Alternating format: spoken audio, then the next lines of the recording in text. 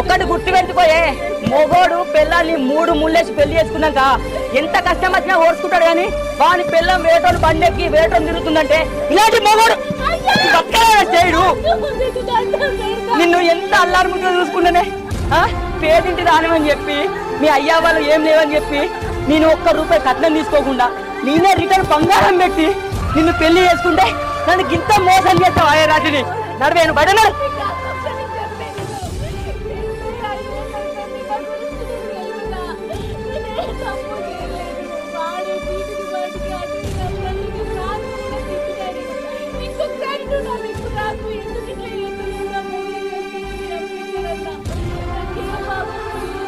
సరేనే, మొగుడిని తెలిస్తే చంపేస్తా అని చెప్పినావు, మరి నీకు తెలియకుంటే నన్ను బండెక్కి నవ్వుకుంటా తుల్లుకుంటా వినవా?